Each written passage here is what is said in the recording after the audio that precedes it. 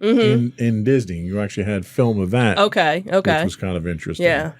But I mean, clearly it's a collector's item at this point in time. Oh, absolutely. It's never going to fly again. Right. But it would be nice if they would clean it up and put it someplace where, guests could see it even. Yeah, where would you put that, though? Well, they have 100 square acres. I know, but like... they got plenty of room somewhere. I don't know. What theme? Because everything is themed in Disney. Where would this actually fit? You could put it in Disney Springs at that one restaurant that's the plane... The aviation one. The aviation one. There you go. See? Or turn it into a restaurant. Solved. Yeah, you could do that too. Kind of a cramped restaurant. Yeah, kind of snug. Yeah. But see, you could totally do. There you go. See, Disney. That. Listen to this podcast. We just gave you an excellent We just gave you a perfect plan for There you go. What to do with it. You know where else you could probably put it? You could probably put it at Vero Beach. Oh, yeah. Because they've got plenty of land out there. You got the airport out there. You do have the airport out there. You've got the museum out there. So that might be a good place at the airstrip out there at Vero Beach. Yeah, you could do that too. Anyway. So let's talk about the Museum of the Weird. So this article came from the San Francisco Gate, and it talked about how Imagineer Rolly Crump had helped to create the Museum of the Weird, which was going to be the scariest Disneyland attraction ever, and obviously never came to be. So Walt Disney always knew that he wanted to have a spooky attraction at Disneyland, but beyond that, he didn't know what he wanted, or that it would eventually become the Haunted Mansion. So in assembling the team tasked with conveying it, he paired legendary Imagineer Yale Gracie, who had pioneered many of the effects in Pirates of the Caribbean, with a younger Imagineer, Rolly Crump, who was newer to the team, but who had caught Disney's attention with his innovations working in the animation studio. He had said, "We weren't really given too much direction on the project." Crump, who is the last living original Haunted Mansion Imagineer, say that five times fast, who then later designed attractions like the Enchanted Tiki Room and parts of Epcot, wrote in his memoirs, "It's kind of a cute story." He said at the time, they still really didn't know what they wanted it to be. He also added in his book that they just kind of set us loose. Walt just wanted us to be left alone and gave us the freedom to do whatever we wanted. We had our own little studio that we just filled with all sorts of crazy stuff. What is interesting is that in the Haunted Mansion episode of Beyond the Attraction, he goes and talks about this part of the story where they had come up with much scarier things for the attraction, so much so that they actually scared the custodians at WED Enterprises, and that there were custodians that refused to go into their work area at night because things were so scary. So they had just a lot of fun creating it. But then what ended up happening was while they were planning all of this, then you had the World's Fair, the New York World's Fair come into play. So then what they ended up doing was transferring a whole bunch of the Imagineers from the park attractions over to work on that. And then after the World's Fair was done, then they moved them back to the park projects. But then, unfortunately, Walt Disney had passed away before the project could actually come to fruition. So they had all these ideas because what they wanted to do an attraction, but then they wanted to do this walk-through museum. So there were all of these great ideas that Rolly Crump had for the museum part of it that unfortunately after Walt died, the next people that came in basically said, we need it to be something that's family friendly. We don't want it to be something that's so scary. So unfortunately, a lot of Rolly Crump's ideas kind of went to, the wayside. But there are some little aspects of the Haunted Mansion that were inspirations from Rolly Crump. But what is nice about it is that now, there are so many Haunted Mansion fans out there that all of us, I should say, are trying to find out as much information about the history behind it.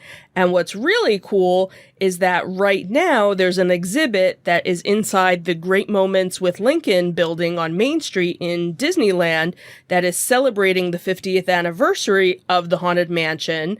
And they have a lot of the early concept artwork of the ride, including his original drawings. So it's nice to see that some of that stuff is still out there for fans to find and look for. Yeah, and Raleigh is one of our favorite Imagineers just because he's so enthusiastic. You go back and you look at some of the interviews that he's done and the work that he's done, and he's incredibly talented, and it's stuff that it's so original. Absolutely. Like, even to this day, it looks like it could be modern stuff from today, not 50 or 60 years ago when he, first did some of the You see a piece of his work and you immediately recognize what it is. Right.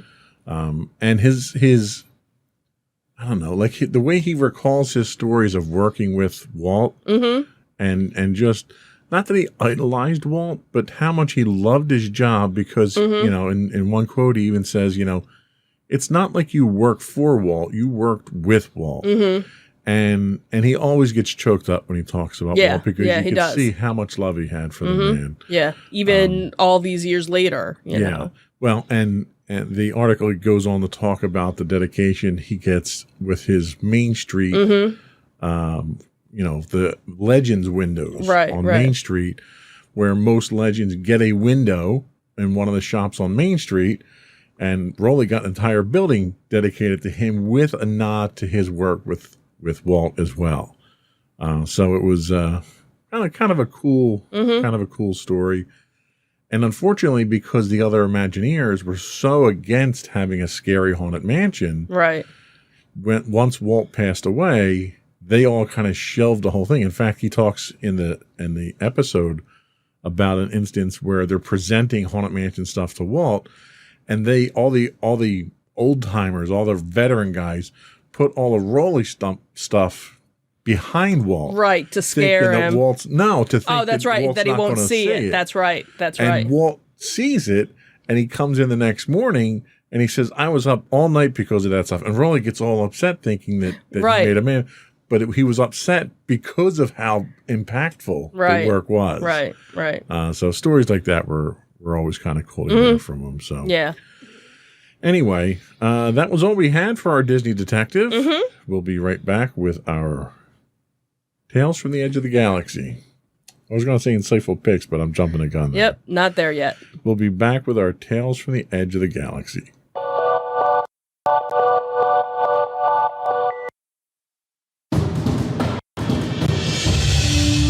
For over 7 years, the Second Sith Empire has been the premier community guild in the online game Star Wars: The Old Republic.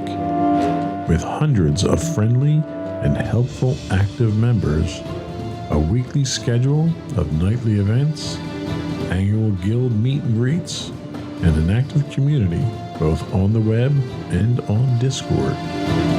The Second Sith Empire is more than your typical gaming group. We're family.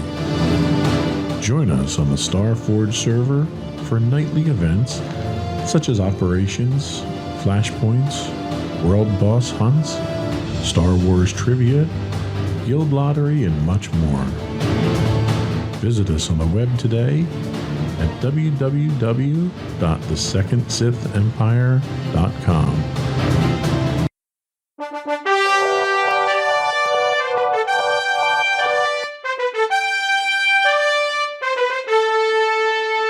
Go for Tales from the Edge of the Galaxy. So our first story for our Star Wars section comes from... I I don't know. I don't know. What is that? Deseret.com. Deseret.com? Sure, we'll go with that. So it talks about how we finally learned how Palpatine survived and returned in Rise of Skywalker. So Star Wars Rise of Skywalker came out about 2 years ago, and since then, most people have been wondering how the heck did Palpatine survive his dramatic death in Return of the Jedi, only to return in Rise of Skywalker. So now, thanks to a blog post on StarWars.com, we have a, I guess, official explanation of how it happened. So how did he survive his death? Palpatine was worried about losing his power, so he created the contingency, which was a plan that would help him reclaim the Empire if he was ever killed. So the contingency started with Operation Cinder, which included Sentinel droids destroying Imperial and New Republic locations that held sensitive information. So when Palpatine died, his consciousness was transferred to a clone on the planet Exegol, where he had been previously studying immortality. However, the body was too weak to hold his consciousness, so they built more clones that could be a stronger vessel for him. This is actually what they said led to Snoke's creation. So Snoke was made to lead the First Order, which would then work to bring Rey, who we found out was Palpatine's granddaughter, to Palpatine, since she could act as a vessel to contain Palpatine's consciousness. So this led to the cinematic battle between Rey and Palpatine as seen in Rise of Skywalker. Palpatine fought his granddaughter to make sure that he could use her body as a vessel, but then Rey aligned with all the Jedi looking to stop him, and there you go. So what happened? So it's a little confusing and kind of hard to explain, and obviously they really didn't explain any of that in the movie, so that's why most people were going, huh? But it seems that in some of the novelizations of Rise of Skywalker, they talk a little bit more about it, how there were these vials with liquid, and that, one was kind of completely empty, and Kylo Ren kind of looked at it, and he's, studying, that he had studied the Clone Wars, and that the liquid flowing into this living nightmare before him was fighting a losing battle, and that it was the Emperor's, flesh that was trying to be created. So in the book, I guess they actually went a little bit more into it. They just didn't do it in the movies.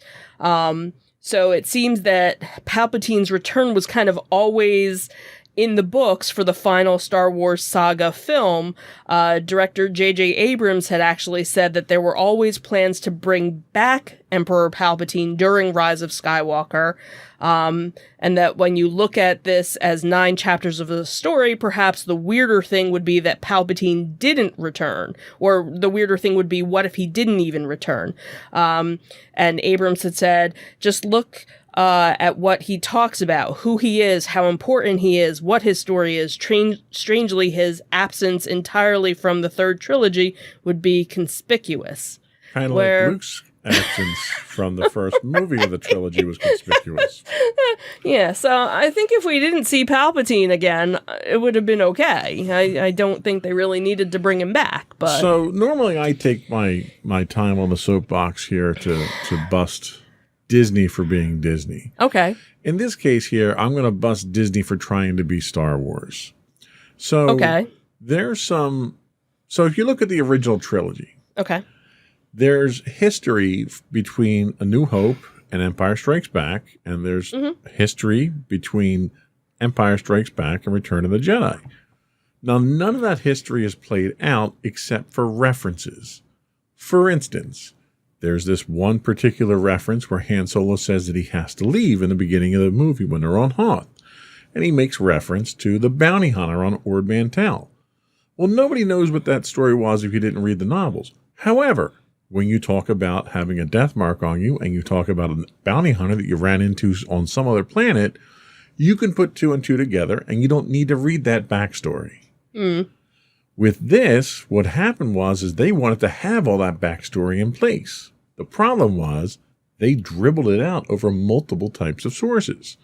So they talk about Project Cinder. Well, Project Cinder and these Sentinel droids happen to come from a storyline from Battlefront 2. Well, how many people are watching the movie or playing the game? Right. Not many. Right. Then you talk about the clones, and you talk about Palpatine's, trying to get in. Well, the whole idea of this contingency plan played out in the novels. So who read all the novels that watched the movie? A small percentage of the people. Mm-hmm. So what happens is you get to the movie. Now Disney assumes, well, everybody knows the story now, so we don't need to make those clear-cut references to that history that we just built. Let's just continue telling the story. And you tell the story, and it's fragmented, and it's disjointed, and you're jumping all over the place, and you have all these pieces that don't fit together because you told your story somewhere else, and you didn't even make reference to it here. You just assumed everybody walked into this movie and knew what it was. Right. And it turned into be an absolute disaster of storytelling, where you didn't need to do all that detail. You didn't need to do all that story behind it. All you have to do is have references. I'm almost okay having Palpatine be the bad guy. And I'll tell you why. Why? Because in the Star Wars MMO, Star Wars The Old Republic, there is an occurrence of an emperor. And that emperor happens to use various types of technology and Sith rituals and the Force and all this stuff to extend his life hundreds and thousands of years. He's resurrected himself. He's renamed himself. He's reinvented himself over and over on at least 3 occasions within that storyline alone. Okay. Now, for those who do keep up on the expanded universe stuff, there's this concept of these beings called Celestials. Not Celestials from Marvel Universe, although it'd be a cool tie-in to that and be a great gateway to that. Hint, hint, Disney. So you have these beings that came before all the other beings in the universe, in the galaxy, and then they evolved and they moved on. Well, the storyline is leaning in the Old Republic that this particular emperor happened to be the entity or the essence of one of these Celestials. So it would fit perfectly in that this guy somehow gets defeated in the Old Republic, goes dormant or something like that, and then turns out that it's Palpatine, who is that same emperor who's trying to resurrect everything again. So they didn't want the storyline from the Old Republic to be canon, but that storyline would have fed perfectly into the sequel trilogy to explain how this guy who was thrown down this pit on this space station that blew up and fell out of orbit is still alive.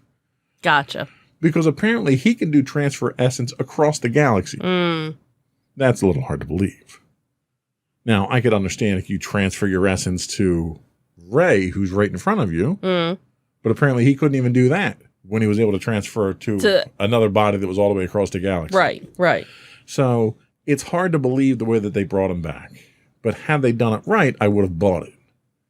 The fact that you have Rey as his granddaughter makes no sense whatsoever. You didn't need him because Anakin was supposed to be that vessel that he was supposed to transfer himself into. Because the one book that is canon, the Sidious book, talks about Sidious and his former master, Plagueis, who he learned how to preserve life from. They got together, performed a Sith ritual, and basically conceived Anakin from the Force. So that's why his goofy midichlorians were so high, because he was pure Force. He was supposed to be the vessel that they were going to pour themselves into. So when he gets killed, he's not there anymore. So now they invent a granddaughter that he somehow had at some point in time, a son somewhere, and that son had a kid with someone else, and the son's not pure Force, and the wife wasn't pure Force, and the kid's less pure Force. Like, it makes no sense. It doesn't work what they tried to do with it. Okay. So, but the fact that they just decided to resurrect him because they couldn't come up with a better guy, and the fact that they wasted their time making Snoke out in 2 movies to be the ultimate bad guy, and then they just offed him because they were done with the character. Right.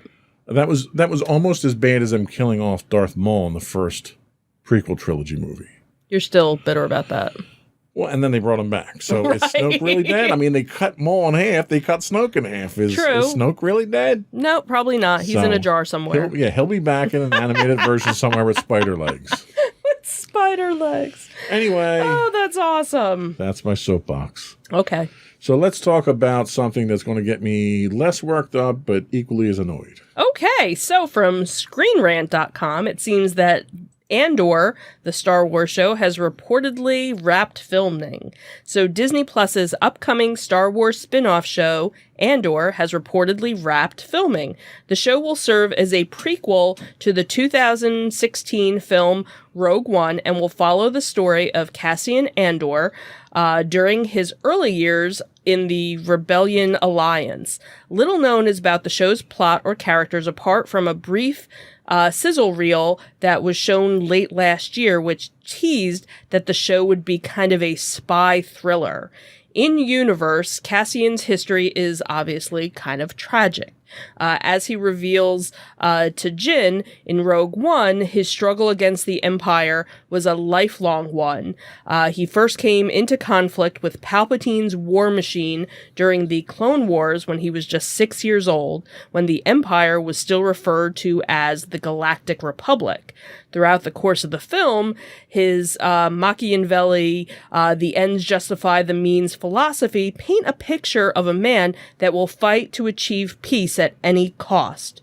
With all of these ingredients in place, Andor has potential to further flesh out one of the more compelling and morally gray characters from Rogue One. A recent report from Star Wars scooper Bespin Bullet claims that filming for the show has wrapped.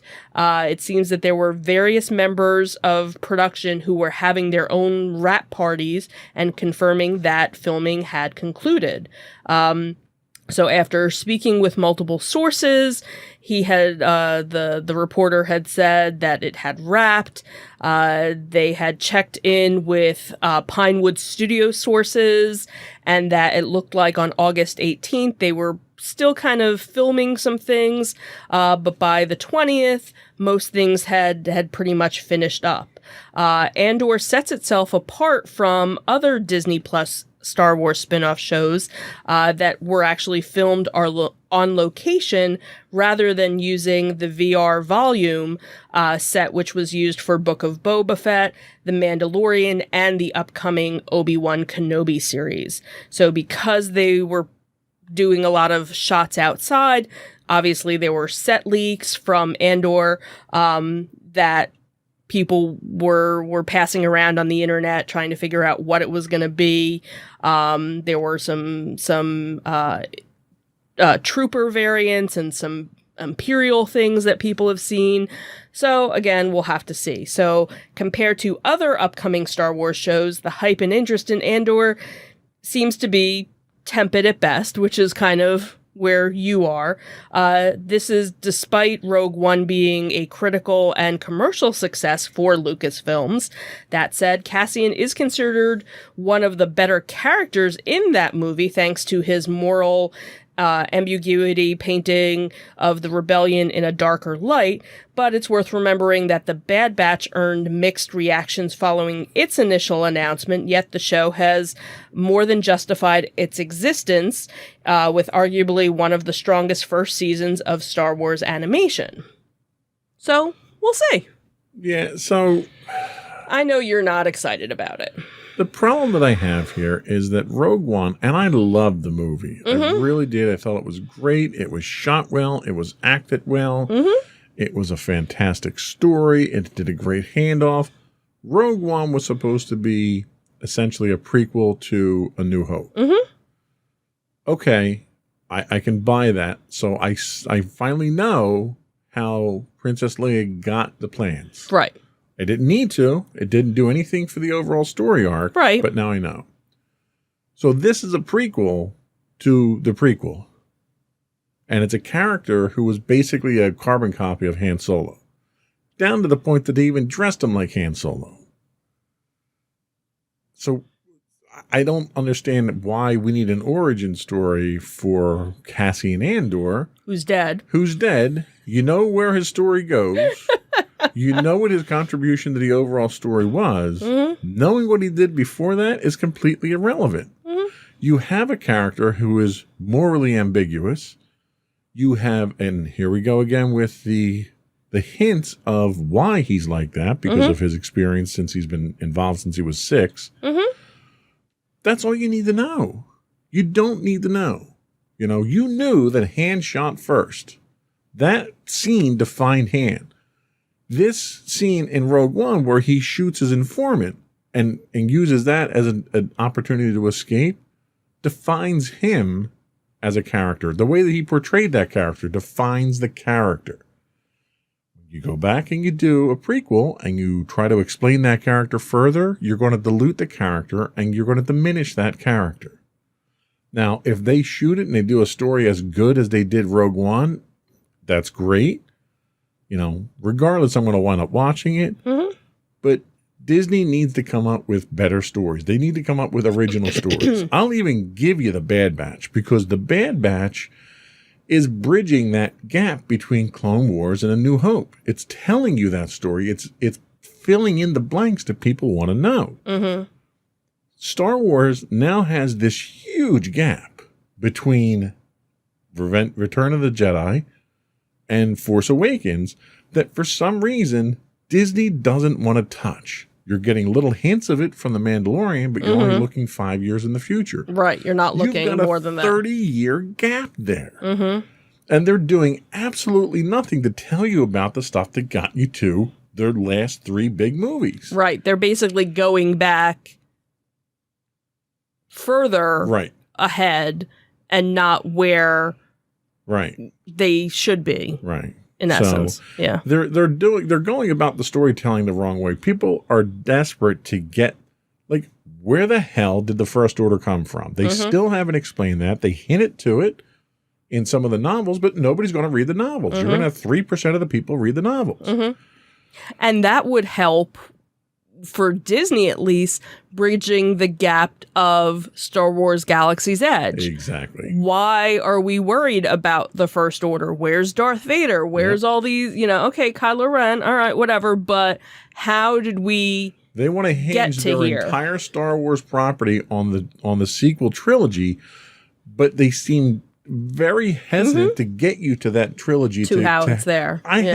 I feel I have no investment whatsoever in that new trilogy. The characters that they introduced there are completely paper characters that have no meaning to me whatsoever. Rey is a Jedi. Okay, great. What's she going to do now? We don't know. She turned into lightsabers and she moved on. Like, that makes no sense. You had Finn that you were setting up as a Jedi because he was Force sensitive. And then all of a sudden he's not Force sensitive anymore. Nobody cares that he's Force sensitive. He's just there. Hi, Finn. You've got Poe, who you completely threw away in Last Jedi, and he comes back and he kind of does stuff and he can fly again all of a sudden. And it's like they gave you nothing to be invested in these characters. Right. People were far more worried about Carrie Fisher showing up in Rise of Skywalker and what she did. They were more invested in Laura Dern's character, who nobody liked, but she sacrificed herself. You know, they were more concerned about Akbar, but you just spaced him. You just killed him off, and you didn't get to see anything with him. It's a twap. It's like I don't understand what they're like. Like, Disney is a storytelling company, and they're doing a terrible job. You look at what they do with Marvel. Marvel is a fantastic storytelling thing. By the way, Kevin Feige did come out and announce he's co-producing a Star Wars movie with Kathleen Kennedy, and Han Solo is not going to be in the movie. Apparently there was some speculation that Han Solo was going to show up in whatever movie he was doing. But he's dead. Well, so is Darth Maul, and Darth Maul's back too, so... True, okay. Yeah. And Obi-Wan's dead, and he's back, and Cassian's dead, and he's back, so... Okay, gotcha. Death in the Star Wars universe doesn't really mean it's like dead. a soap opera. Exactly. You look different. Yeah. Anyway. You done? Are you done ranting? I am done. This was a Star Wars rant this week. Phew! So we'll be right back with our entertainment news of the week.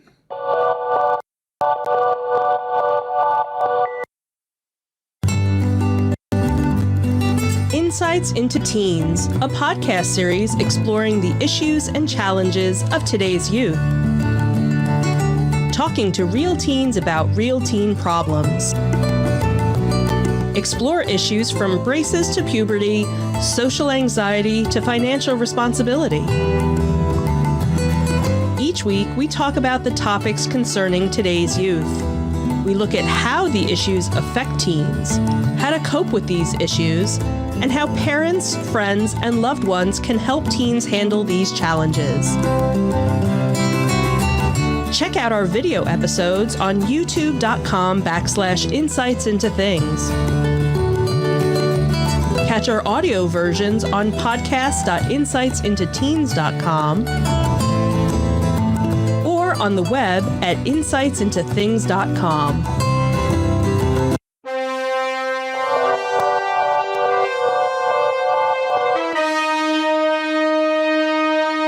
Go for entertainment news. So Spencer Eldon, the man who was photographed as a baby on the album cover for Nirvana's Nevermind, is actually suing the band, alleging sexual exploitation. So the cover depicts Eldon as a 4-month-old in a swimming pool, grasping for a dollar bill that's being dangled in front of him on a fishing line. Now 30, Eldon says his parents never signed a release authorizing the use of his image on the album. He also alleges that the nude image constitutes child pornography. These images expose Spencer's intimate body parts and displays his genitals from the time he was an infant to present day, says his legal papers that were filed in California. So non-sexualized photos of infants are generally not considered child pornography under U.S. law.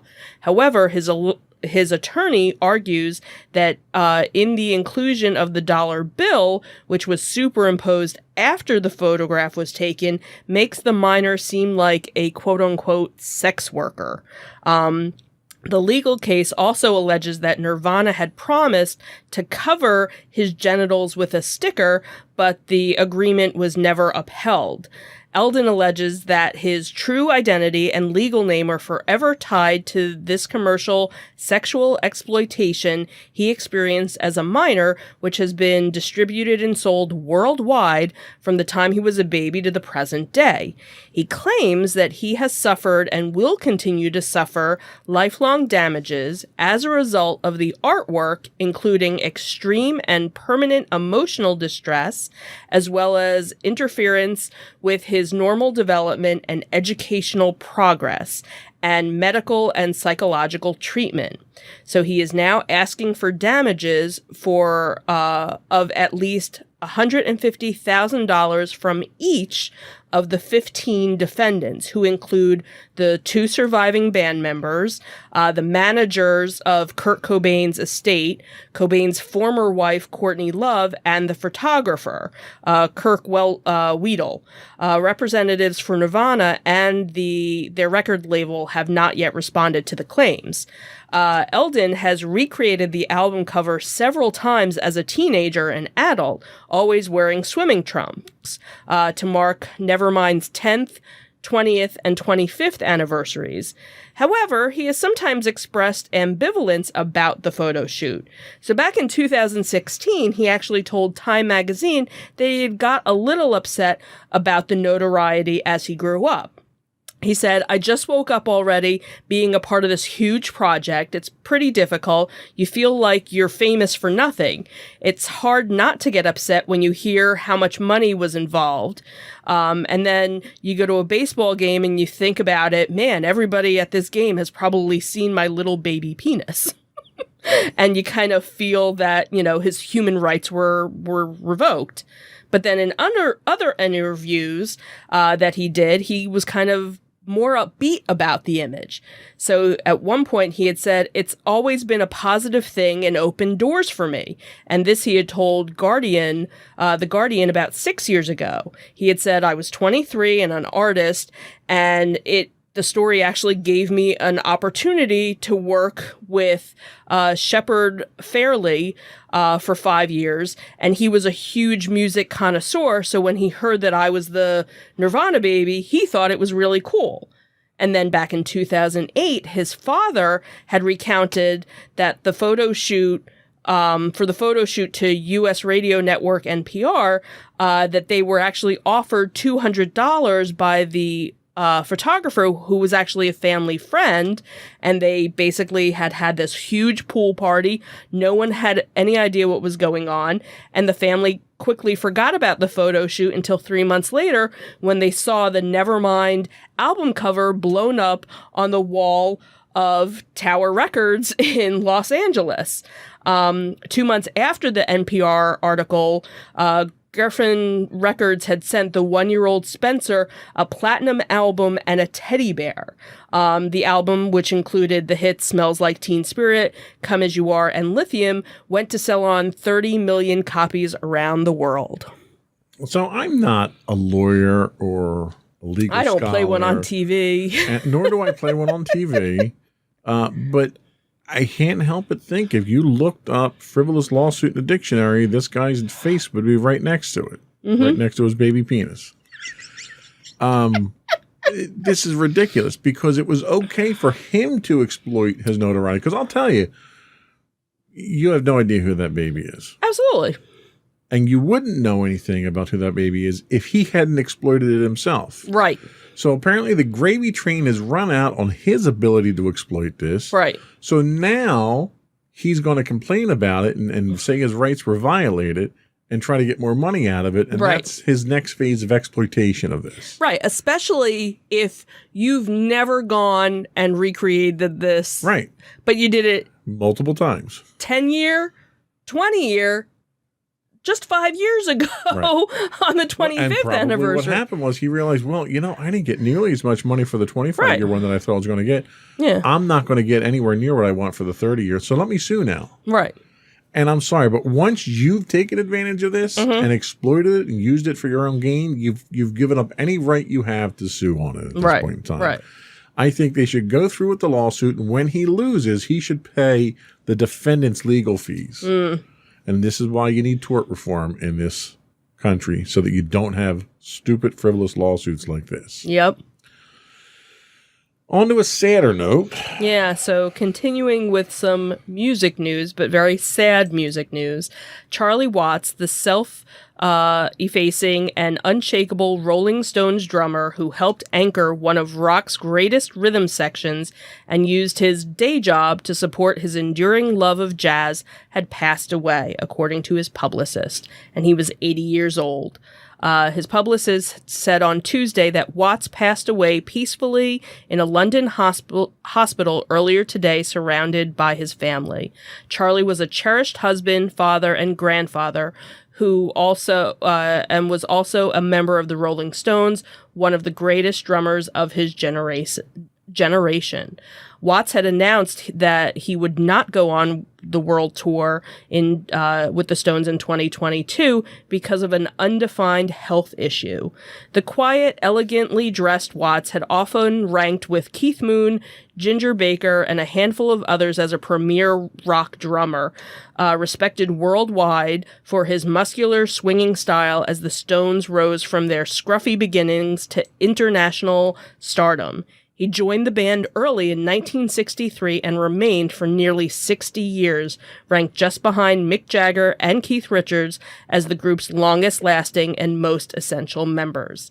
He stayed on and largely held himself apart through the drug abuse, creative clashes, and ego wars that helped kill founding member Brian Jones, drove bassist Bill Wyman and Jones's replacement, Mick Taylor, to quit, and otherwise made being in the Stones a most exhausting job.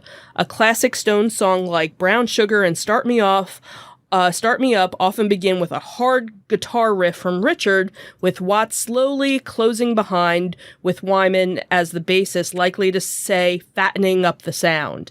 Watts' speed, power, and timekeeping were never better showcased than during the concert documentary Shine a Light, when director Martin Scorsese filmed Jumping Jack Flash from where he drummed towards the back of the stage. The Stones began, Watts said, as white blokes from England playing black American music, but quickly evolved their own distinctive sound. Watts was actually a jazz drummer in his early years and never lost his affinity for the music he first loved, heading his own jazz band and taking on numerous side projects. Richard and Jagger at times, seemed to admire him as both a man and a musician.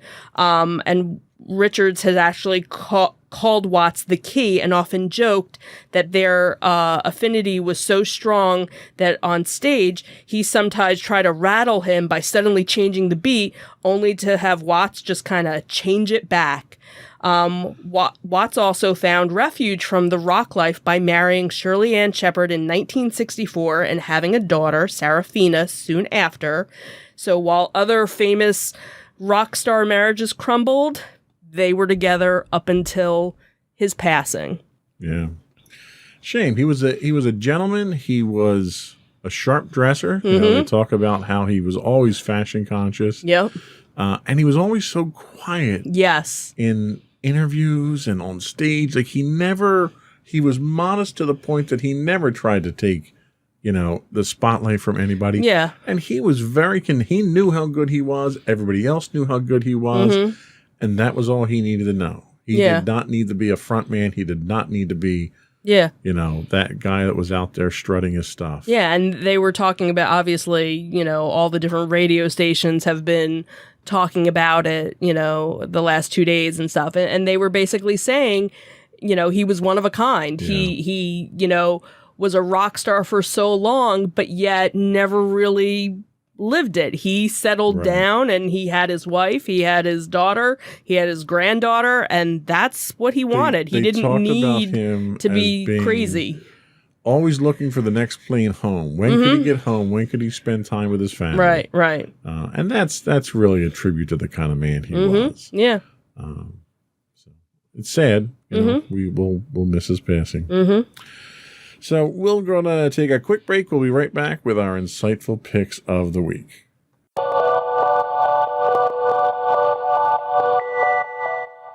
Go for your insightful pick. So my insightful pick this week is Broadway Beyond the Golden Age.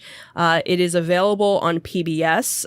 It is available through streaming, and probably if you are interested and you look up PBS, your schedule, it's probably playing multiple times. It's under the Great Performances header.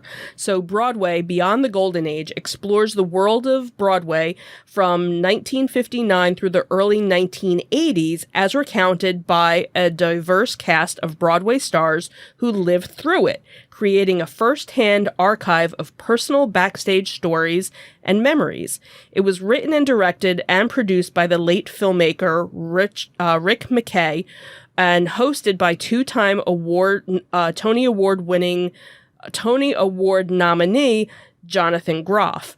The new documentary is a long-awaited sequel to McKay's award-winning 2003 film Broadway: The Golden Age by the legends who were there.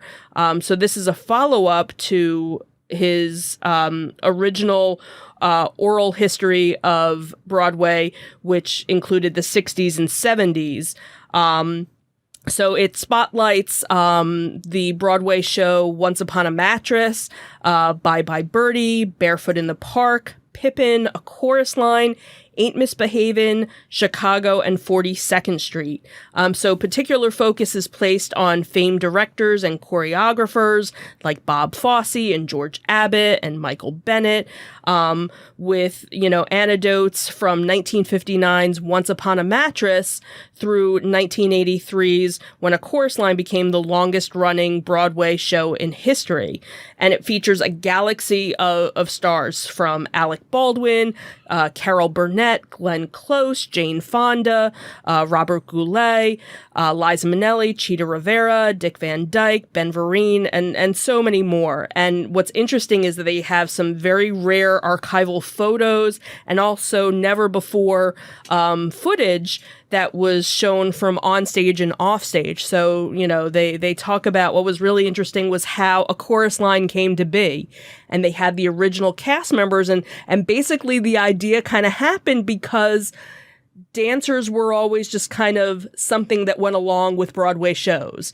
They were always the ones that worked the hardest because they had to learn all these routines and basically got no recognition. So one night, this one writer and director kind of gathered up all these different dancers from all these different shows and kind of had a party at his house. And they kind of started at like 11 o'clock at night, and it went until noon the next morning. And basically they were just telling all their stories of how they became a dancer, what they were kind of escaping from, and what their story was of going from one audition to another and finally getting it. And that all became what we know now as the Broadway show, and what also became the movie, A Chorus Line. And the one dancer actually said, if you look through, the notes from the original script from their party, his dialogue is like word for word. It was his exact story.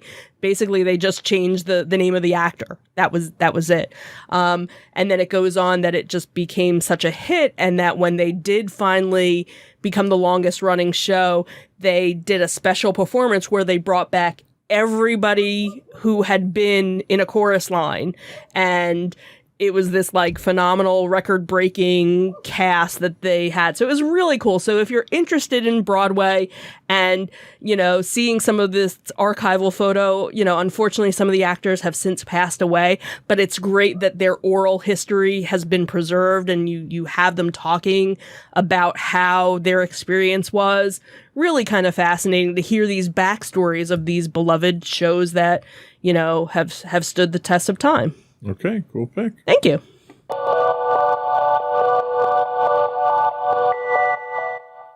So my pick this week, like I said earlier, is kind of a little off the wall.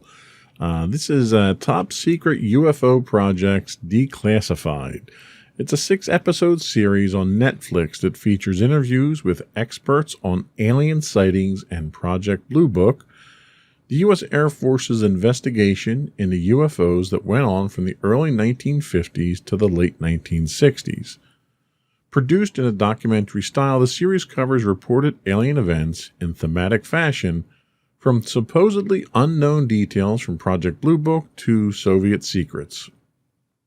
Using news accounts, witness testimony, subject matter experts, leaked documentation, and dramatic recreations, the show attempts to depict various accounts of extraterrestrial encounters over the 6-part series. Personally, I consider myself an optimistic skeptic when it comes to UFOs. I don't generally consume these types of programs to feed some search for truth or revelation. Instead, I enjoy picking out the cultural references, historical data, and general state of mind of the individuals involved in these types of accounts. The interesting thing is these investigations did happen. Whether or not UFOs were found or aliens were found or any of the conclusions that are drawn within the documentation of the documentary itself actually happened, I leave that to the viewer. But I enjoy the historical aspect of the U.S. Air Force devoting resources to researching these things. And to a certain extent, they don't necessarily research it from the perspective of, are they aliens, as much as they research it from the effect of, is there a threat to national security? All during the Cold War, the speculation was, okay, well, are the Russians developing technology that is capable of performing the way these observations are? And the Army then goes in and says, okay, well, a lot of these incidents are focused over nuclear sites, so that's a national security issue there.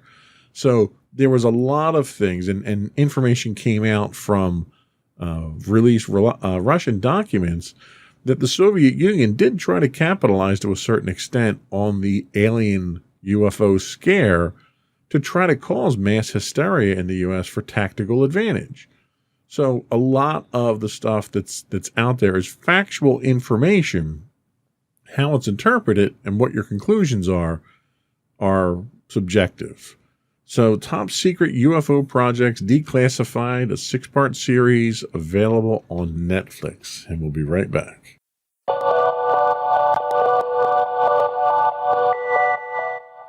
So we're running up against the clock on this one here, but we do have some afterthoughts to give you. What do we got? Sure. So we have September 11th, a free toy show, which will be at Carnival of Collectibles, which is in Sicklerville.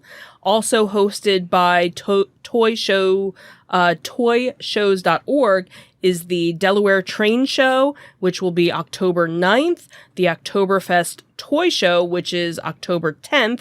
Those are held in Newcastle, Delaware. Then we have RetroCon, which will be September 25th and 26th at the Greater Philadelphia Expo Center. Also that weekend in Hunt Valley, Maryland is Monster Mania 47. Then a month later is Monster Mania 48, which will be at Oaks, Pennsylvania, October 22nd through the 24th. Then the beginning of October at the Greater Philadelphia Expo Center is Brickfest. Okay. I think that's all we had. Before we go, I do want to... Wow, I just really went crazy with that shot. You're like, what? Whoa, okay. Before we go, I do want to once again invite our audience to subscribe to the podcast. You can subscribe to the audio version of this podcast listed as Insights into Entertainment. Video versions of all of our podcasts are listed as Insights into Things. We're available on Apple Podcasts, Spotify, Google, Stitcher, iHeartRadio, TuneIn, etc., etc. I would also invite folks to give us your feedback, give us your shows, your local shows that we can plug for you as well, and tell us how we're doing. You can email us at comments@insightsintothings.com. You can find us on Twitter at insights_things. On Facebook, we're at facebook.com/insightsintothingspodcast. On Instagram at instagram.com/insightsintothings. Audio versions of this podcast can be found on the web at podcast.insightsintoentertainment.com. The video versions of all of our podcasts are on youtube.com/insightsintothings. We do stream 5 days a week on Twitch at twitch.tv/insightsintothings. And you can find us on the web. If you don't remember any of our other links, all of our links can be found at our main website, which is insightsintothings.com. That's it. Another one in the books. Have a good week, everyone. Bye. Bye.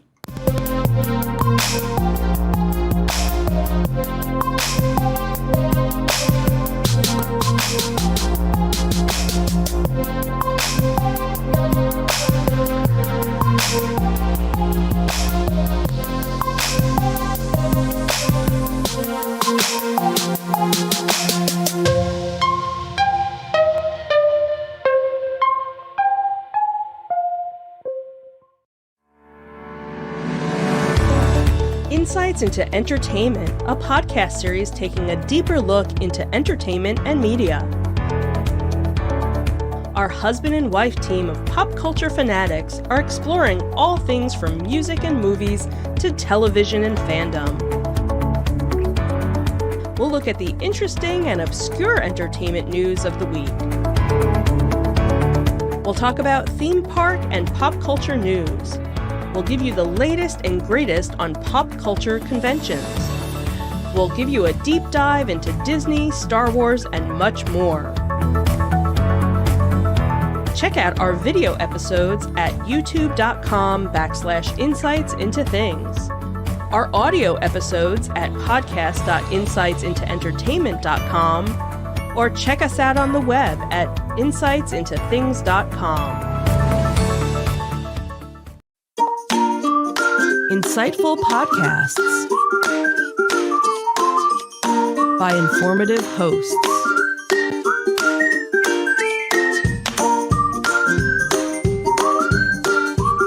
Insights into Things, a podcast network.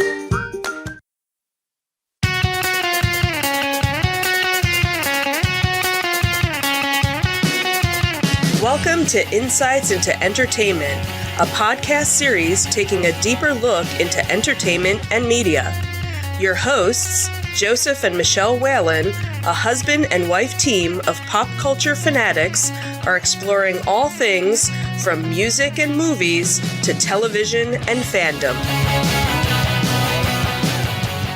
Welcome to Insights into Entertainment. This is episode 123. What's Disney without Mickey? I'm your host, Joseph Whalen, and my informative and entertaining co-host, Michelle Whalen. Hi, everyone. How you doing today, dear? I'm tired. How are you? I'm right there with you. So we're a week off here. Yeah. We were scheduled originally to shoot last Wednesday. Unfortunately, we had tornadoes that were blowing through our area. Yeah, we kind of decided not to do the podcast. And then, because of that. as a result of that, there were events that were scheduled for the next day. Right. That threw our schedule off because they got pushed until Friday, and then the weekend showed up and nobody wanted to do anything on the weekend. And yeah, it was a holiday weekend too, Yep. so we just kind of wanted to relax. Oh, and school started this week, Yes, so it did. you know, I'm sure all that. I will have a very interesting discussion with our daughter tomorrow on tomorrow's podcast. But yeah, we didn't podcast last week. We'll chalk that up to an act of God. Yep, sure was. God didn't want us podcasting, so we didn't. He said, "Stay in the basement and watch the news with everyone else." We did. We were glued to. We did get to see the cloud go by on the security camera, which was scary. It was very scary how close it came. So, but we're back this week. We were very fortunate. We did not get any damage, no injuries. So we were, and it only blew by about 2 miles away from us on the other side of our town. So yeah. Very, very close call. But we're back this week, and we are talking about Disney and Star Wars and all the other stuff that we talk about. So in today's Disney Detective, some details on the reimagining of Splash Mountain, and is Disney losing Mickey Mouse? No! Maybe. Kind of. Sort of. Maybe. Then in our Tales from the Edge of the Galaxy, a props bonanza at Walt Disney Archives, and Star Wars fans suddenly wish that Luke Skywalker cameo didn't actually happen. The fickle bunch that they are. Poo-poo heads. One of which I count myself as. Yes, you are. And for our entertainment news, the stars of Cobra Kai react to a Season 5 announcement, and then the honoring of Chadwick Boseman's legacy. And as always, we'll finish up with our insightful picks of the week and some afterthoughts that next week you said we'll start ticking those off the list. Yeah, because they're finally coming up to them. So, which is nice. Yeah. But before we do that, I would appeal to our audience, both our listening and our viewing audience, to subscribe to the podcast. You can get audio versions of this podcast listed as Insights into Entertainment, and video versions of all the network's podcasts are listed as Insights into Things on Google, Apple, Spotify, Stitcher, Amazon, etc., etc. Any place you can get a podcast, basically. I would also ask you to write in, give us your feedback, tell us how we're doing. You can email us at comments@insightsintothings.com. You can hit us on Twitter at insights_things. We're at facebook.com/insightsintothingspodcast or instagram.com/insightsintothings, or you can get links to all those on our website at insightsintothings.com. Are we ready to get started? Sure. All righty.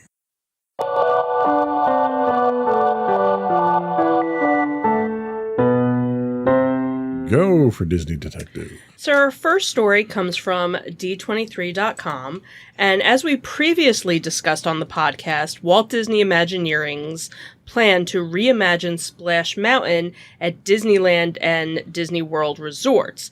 So the intent was to bring new theming inspired by the beloved Walt Disney Animation Studios film, The Princess and the Frog, to the ride.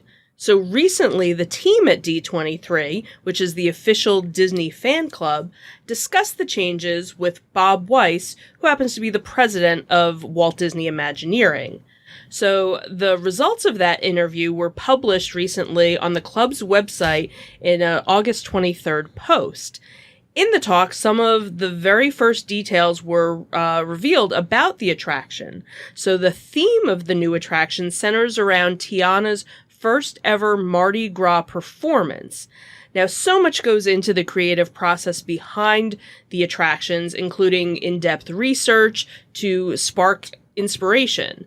So for this upcoming attraction, Imagineers dug deep into the culture of New Orleans, which is the city that Tiana calls home, in order to craft a story authentic to both the region and to the characters. So much makes New Orleans a distinct and unique city, from the food, the music, the art, the architecture, and the diversity of its people and their traditions. There's just so much which the Imagineers could find inspiration from. So one of the early inspirations was from a visual artist, Shakira Mandy. And Mandy is an art educator and alumni of the renowned, I guess it's Yaya? I don't know. Right. So it's the Young Aspirations Young Artists Incorporated Art Center, which is located in New Orleans. So to help inspire the Imagineers, Mandy was commissioned to create a series of 4 original paintings to inspire the Imagineers. The Walt Disney Company recently announced that they were making a $50,000 donation to NOCCA, which is the New Orleans Center for the Creative Arts. It's a regional pre-professional arts training center that offers students instruction in culinary, dance, media, music, theater, visual, and creative writing arts. The donation was meant to celebrate the inspiration that the region provides to the new attraction, Disney's love for the city of New Orleans, and the company's commitment to the arts and education.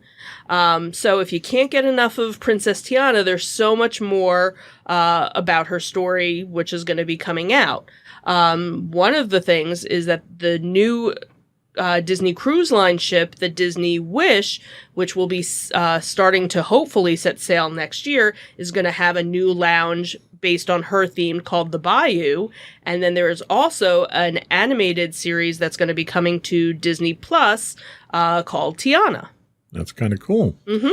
You know, and I there's no secret that I bashed Disney when they deserve to be bashed on the show. But only when they deserve it. And, right. No. Rightly so. They deserve it quite a lot these days.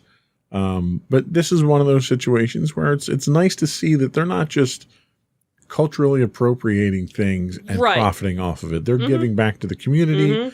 They're recognizing the community. It's a very different side of Disney that we're seeing with this particular thing. Yeah. Yeah. And they're changing the ride for all the right reasons.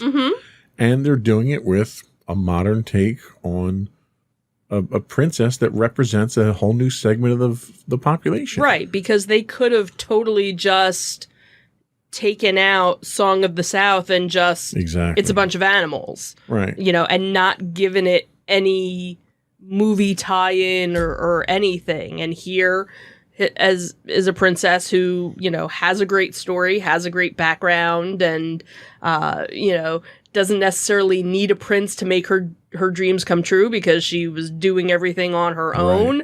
And yeah, she's a great inspiration. The character itself is a great inspiration, and it's representative of a segment that's all too often underrepresented in entertainment. Yeah. So kudos to them. Very cool. So the burning question, will Disney lose the rights to Mickey Mouse? Let's talk about that one. I don't know. So when you think of Disney, there are a few iconic images that come to mind. Perhaps a castle or maybe a favorite princess. But one thing that is universally known as Disney is Mickey Mouse. So from the days of Steamboat Willie, Walt's debut of his little pal Mickey Mouse has been the mascot of Disney. But now it seems that Disney is at risk of losing the rights to the character. So according to The Hollywood Reporter, the copyright for Walt Disney's 1928 cartoon Steamboat Willie, which introduced the world to Mickey Mouse, is set to expire and enter the public domain in 3 years. So the rights would include the Mickey Mouse that we saw in the film, which is different from other iterations of the character as time progressed. So the Hollywood Reporter went on to explain how Disney avoided this happening earlier. Disney had successfully lobbied Congress to lengthen the number of years that copyrights can be held in 1988.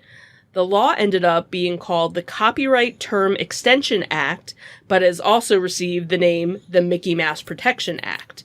However, in 3 years, the rights to Mickey Mouse will end, and Mickey will end up for grabs.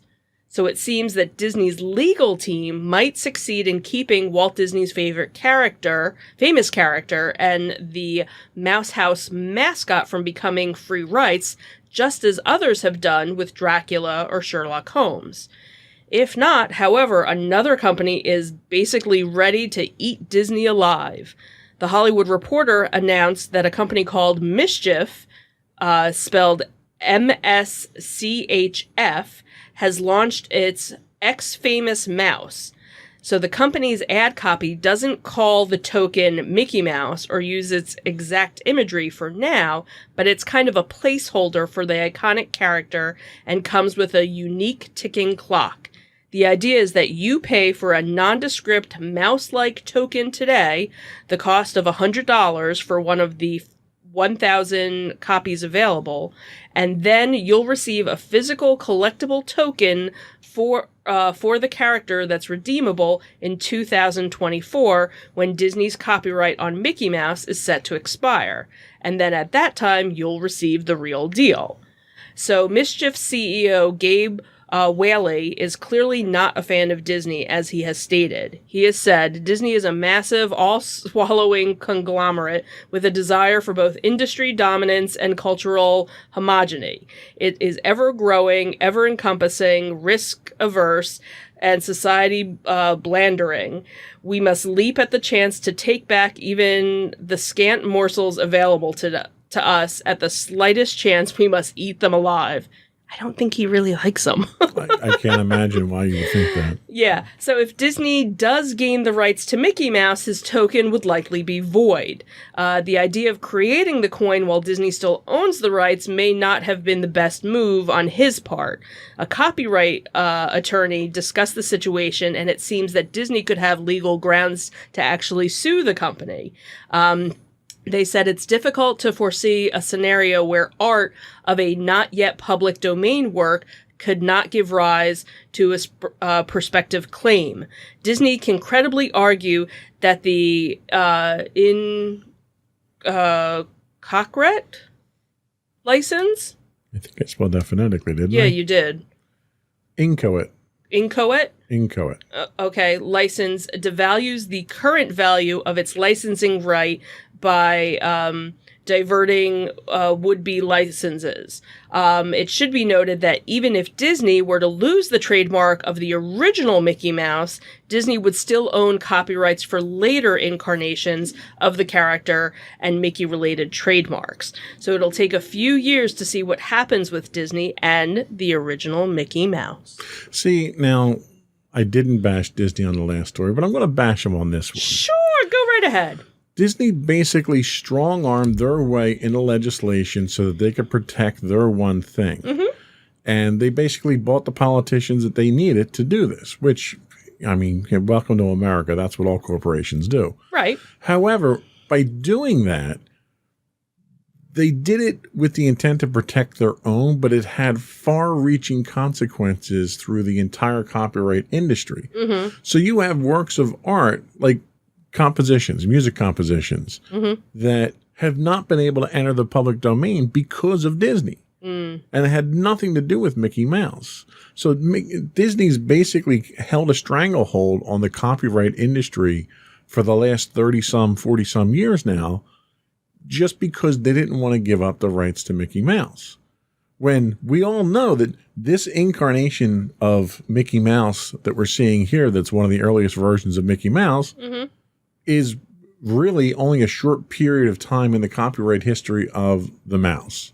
Yeah. And if they lost this, no one's going to identify this mouse as anyone other than Mickey Mouse. Absolutely. Or associate it with anyone other than Disney. Mm-hmm. So by fiat, they basically have a monopoly on this character. And that's really what should be argued in this case here, is that no one's ever going to confuse that as somebody else's mouse. Right. So I don't have a problem if they continue to own the copyright to that, but don't affect the entire copyright industry because of that. The fact that our politicians allowed that to happen and basically allowed Disney to buy that legislation back in the 1980s is inconceivable to me.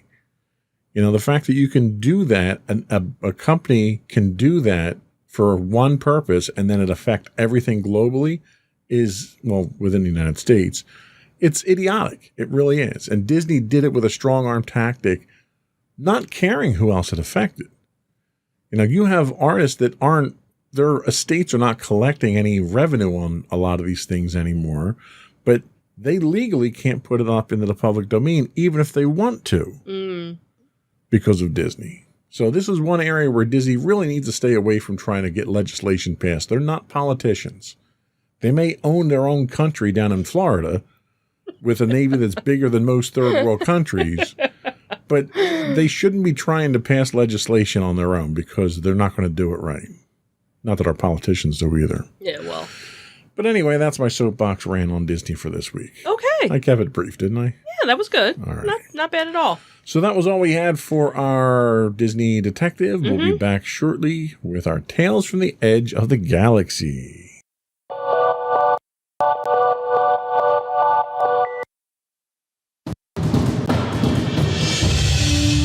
For over 7 years, the Second Sith Empire has been the premier community guild in the online game Star Wars: The Old Republic.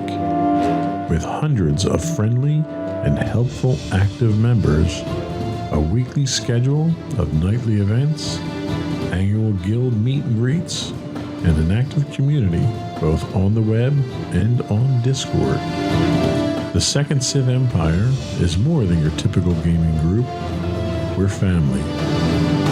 Join us on the Starforge server for nightly events such as operations, flashpoints, world boss hunts, Star Wars trivia, guild lottery, and much more. Visit us on the web today at www.thesecondsithempire.com.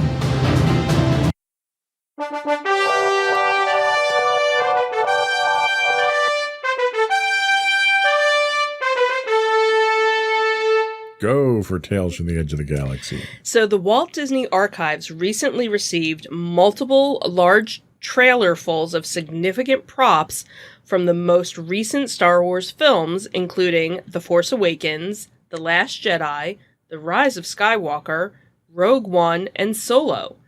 The containers are full of costumes, props, and set decorations that were actually used during pre-production and filming, and the vast majority appeared on screen, says Rick Loritz, who is the acquisitions manager for the Walt Disney Archives. Among the collection are a large-size X-Wing starfighter, an A-Wing, and the cockpit set of the Millennium Falcon. So aside from the films, most of these items have rarely, if ever, been seen, except aside from the occasional Star Wars Celebration or D23 Expo. So the 2019 D23 Expo featured an impressive retrospect called The Evolution of the Stormtrooper, which included the wildly popular Sith Stormtrooper, which is featured in Star Wars: The Rise of Skywalker, the final film of the Skywalker saga. So keeping track of these otherworldly collections and making sure it safely arrives at its new home in the Walt Disney Archives is not an easy task. So with Doc Andor's busy tending to his own collectibles and creatures in his den of antiquities at Black Spire Outpost, the job of overseeing this collection transition falls on Madeline Moskowitz, the Lucasfilm's collections and exhibitions archivist. Say that 5 times fast. So as the as the custodian of stolen plans or Star Wars props, artifacts, and costumes, she herself is also making the journey from a galaxy far, far away to join the Walt Disney Archives. She had said, "I'm very excited to join. I'll be part of the research team working directly with Kevin Kern. It'll be a good point of contact for all things Lucasfilms." So in addition to the thousands of props already sent to the archives, all future Lucasfilm live-action productions will likely yield additional treasures for the collection. But with such a vast and expanding galaxy to explore, how does the archive team determine what to keep? She had said, "In deciding what items we collect and preserve, we want to represent the creative process and the story itself." She says archivists look at the costumes that represent the main characters or a number of creatures who have been predominantly featured in the films or more recently on the Disney Plus live action series, The Mandalorian. She says, "I definitely have an unusual job. It might seem like a gargantuan task to adequately preserve the touch points and important props of one of the most significant film franchises in motion picture history, but for now," she says, herself and the rest of the team are excited to finally bring these items to the Walt Disney Archives, such as Luke's X-Wing, the Falcon's seating area, and obviously all those droids. So suddenly we're not so far, far away anymore. And we can't wait to see them all. And, they need to do something. You either need a traveling exhibit. Yes, I agree. You need a behind-the-scenes look at the props and go through the things. Because I would love to see the creative process in creating these things. Where does the inspiration come from? What's the process look like? Right. They had the one prop show on Disney Plus that we love where they were hunting down lost props and stuff. And that was really cool to see that. And you get the history of the props. But I would love to see them open up the archives and just take cameras through and show you this stuff and talk about it and I'm bring it out. surprised that they haven't done anything like that over the years. Because, you've gotten little glimpses here and there of things, but never like a real full-fledged tour, of it. And I could understand you don't want people in it because you don't want people touching certain things or whatever. But now, especially now that you have Disney Plus, you could do hours upon hours of that, and not just Star Wars, because Star Wars could be its own series of just all the Star Wars props that you have and the history behind it and, who made this and, this was the first version of something and, this was the last version of something or this was a version that we never even used. Just like the X-Wing. I mean, to look at the differences in the X-Wing from A New Hope until Last Jedi or Rise of Skywalker would just be awesome to see that evolution and see how they decided to change things and modernize them. And so Disney, if anyone from Disney is listening, you've got a show right there that's a guaranteed hit. Absolutely. Even if you don't do Disney props and just do Star Wars, that's like 10 seasons right there. Totally. 10 seasons. 10 seasons, I say. And that comes from a fickle Star Wars fan who was one of many who... I don't actually wish that the Luke Skywalker cameo didn't happen, but some did. Let's talk about that. Yeah, so when the Disney Gallery, The Mandalorian Luke Skywalker special dropped a few weeks ago, Star Wars fans were in for a treat and an insightful pick. Teasers. The installment gave a special behind-the-scenes look at the making of the Season 2 finale episode, Chapter 16, The Rescue, which saw Jedi Knight Luke Skywalker, the CGI version of Mark Hamill, return to the Star Wars universe just after the original trilogy era. So The Mandalorian, for those who don't know, is set about 5 years after George Lucas's Star Wars Return of the Jedi.